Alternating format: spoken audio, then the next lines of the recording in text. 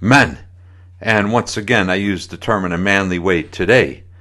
Welcome back to the K model project. All right, so we got an engine. The engine is taken apart as it needs to be, which is everything. Well, I could take a couple more things apart, but I'm not going to, at least not right now.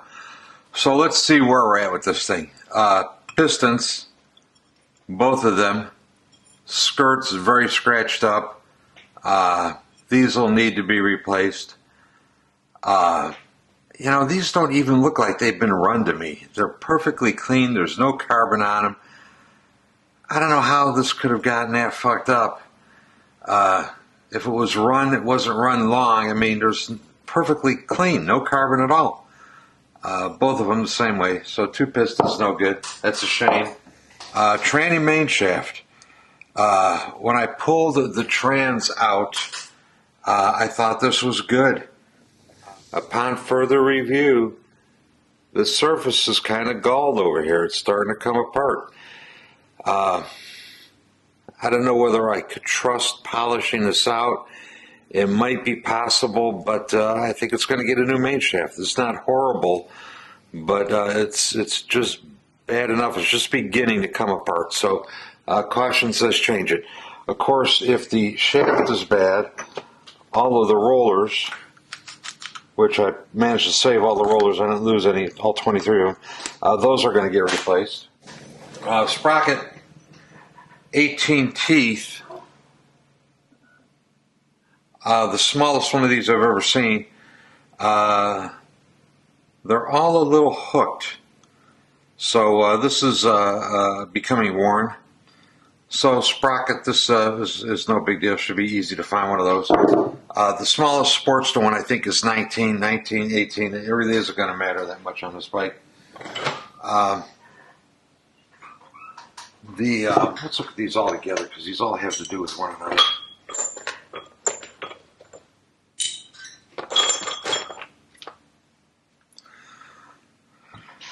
We got here a Kickstart shaft. This is all chewed up in through here. And I think what happened with this thing is that when it got put in, let's see. I think what happened with this thing is that when it got put in,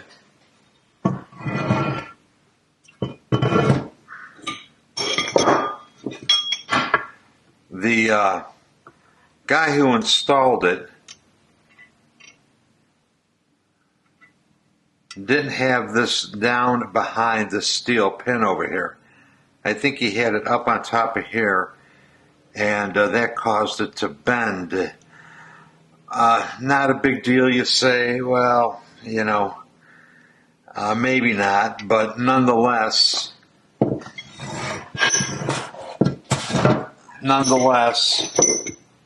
it chewed this all up right in here.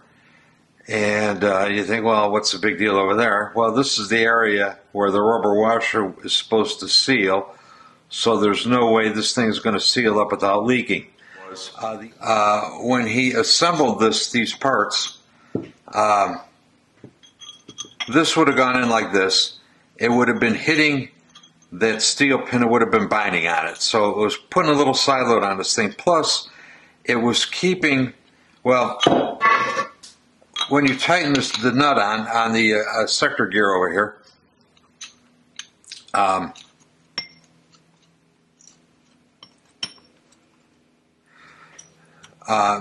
this would have pinched against that steel pin and the whole thing would not have rotated. And I think they erroneously diagnosed the problem as something having to do with this gear.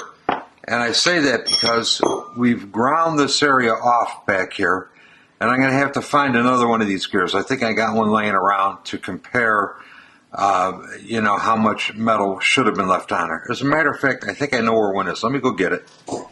Okay, back to where I was. Anyway, when they installed these parts and tightened the nut down, because this was binding on the steel pin on the back of the case, I don't think it rotated. And rather than catching a problem, which is this being out of alignment, I think they thought it had something to do with the installation of this Kickstart gear. And here's an old one. That's why this one was in my junk pile.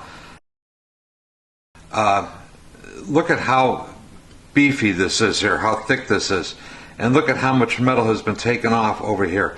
I suspect that if I were to install this in that engine, I'm going to have other problems with clearance. So anyway, somebody misdiagnosed a fitment issue or clearance issue. They ground all this metal off the wrong part and they ruined it. Otherwise, it was probably a good gear.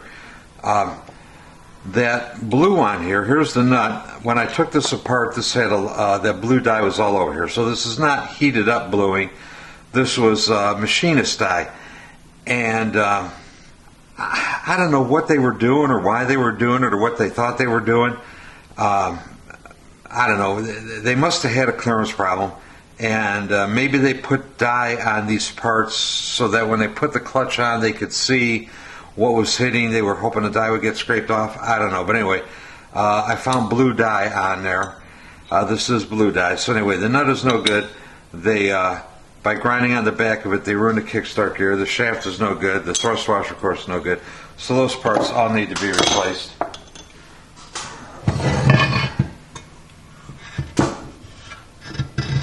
Yeah, and you could see in through here there was blue dye all around here too. So I don't know what was up.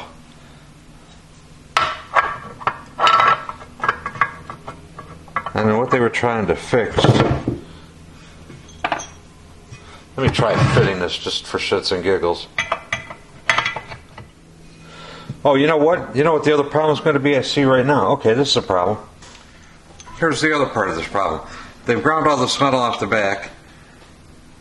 If you put this on there, the hex, or excuse me, the square off portion of the shaft is now proud of the surface of the gear. So that if I were to tighten this nut down all the way, it will never actually tighten against the Kickstart shaft gear. So anyway, parts no good, need to be replaced. Oh, here we go.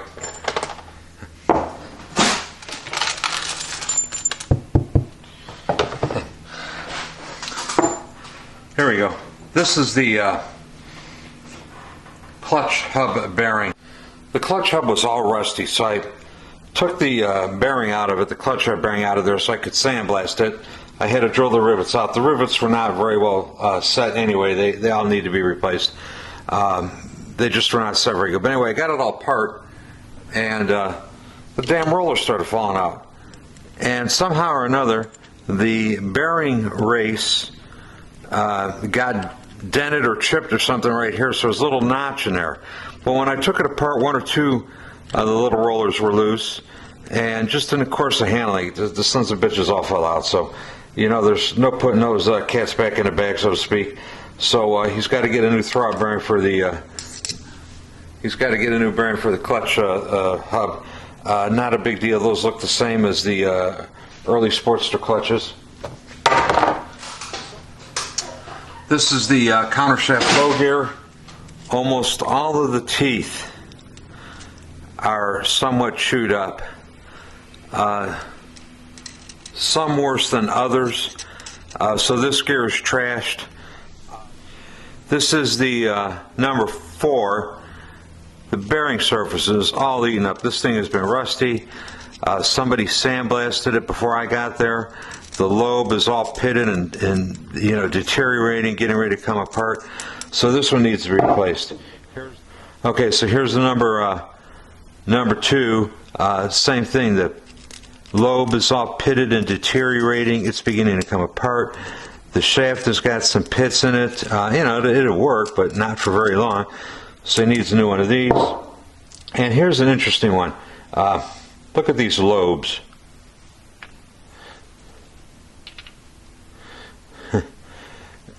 Even anybody who doesn't know anything about camshafts should be able to tell these apart. These K-model lobes are very short duration with very high ramps on them. And look at this one. It's a very long duration with a ramp that's not nearly as steep. This is got to be a Sportster cam, and this surface over here has been welded on. So the Sportster cam is probably labeled, this is probably a P cam. What were they trying to do? Hide the fact that they put a P cam in where there's supposed to be a K cam in? I don't know. But anyway, 3 of the 4 camshafts are no good, so he needs 3 new cams. These items are going to be very hard to find. Alright, so quick summary.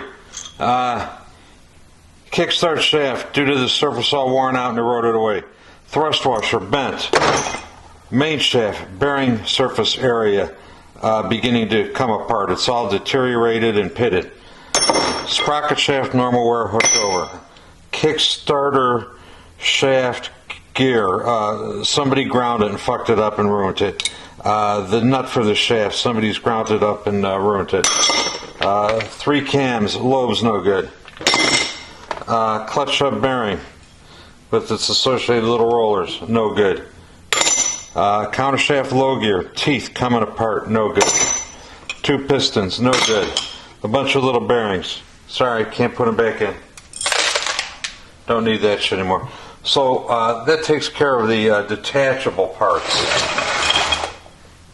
No real surprises there. Well, the cams are surprised. I don't think they would be that ruined. Let's take a look at the crankcase. I haven't done a lot of cleanup on these other than wipe the crud off of them. The worst of the crud. And I did that for a couple of reasons that I want to show you.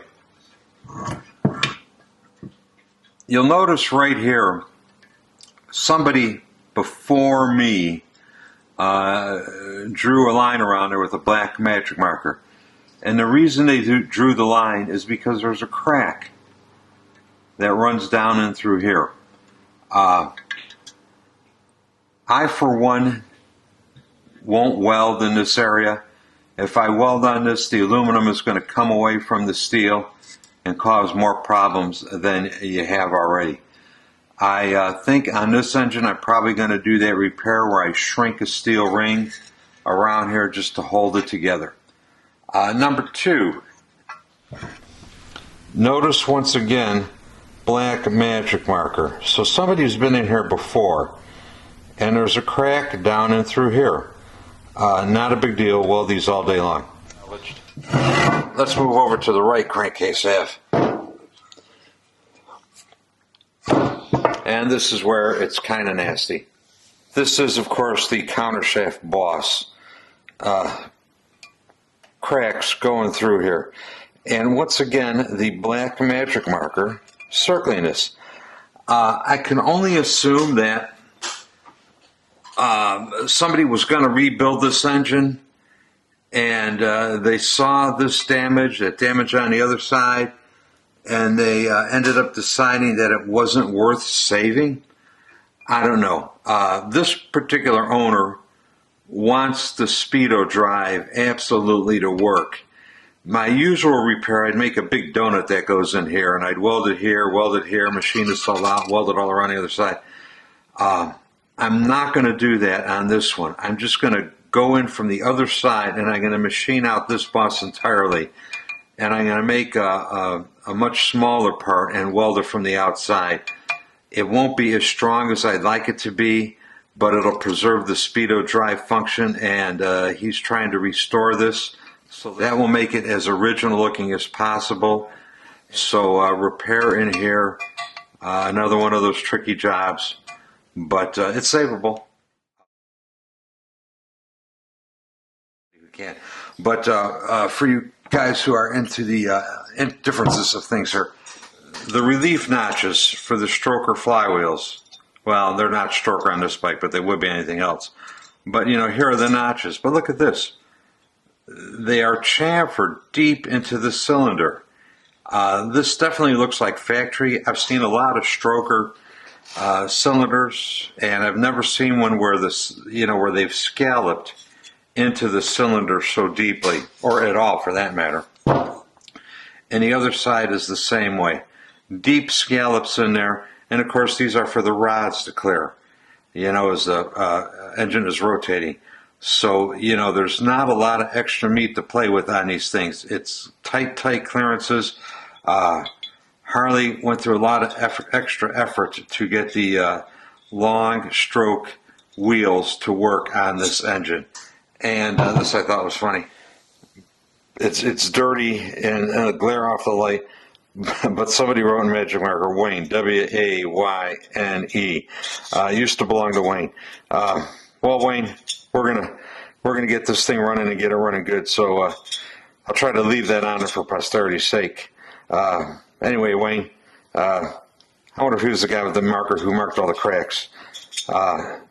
Hats off to you, Wayne, for not fucking it up and making it any worse than it is. Okay, and a couple of last notes. Then I'm gonna close this out. I often say that I never use silicone inside an engine, and this is why. Somewhere along the line, this is gonna come off, and that's gonna get sucked into your oil pump. Not a good thing. Anything that beads up and solidifies like that, you don't want to use it. And it's all over the place, of course. Outside, we don't care, but inside, it's going to be a problem. Anyway, silicone, that's why I don't use it. Let's look at one other thing. Belly numbers. It looks like 556-1090, 556-1090. They match. They look unadulterated to me. Jesus, just the bare cases. I mean, I see guys on eBay asking $3,000 or $4,000 for cases that are obliterated. These cases, although they do have some issues, have issues that are repairable. These cases alone might honestly be worth $3,000 or $4,000 or $5,000 just by themselves. So with that, we're going to clean these up, power wash the first step, and over the next several weeks, we'll get started with doing repairs and get it back together. Thanks for watching. Please subscribe. I am out of here. Y'all have a good day. Bye.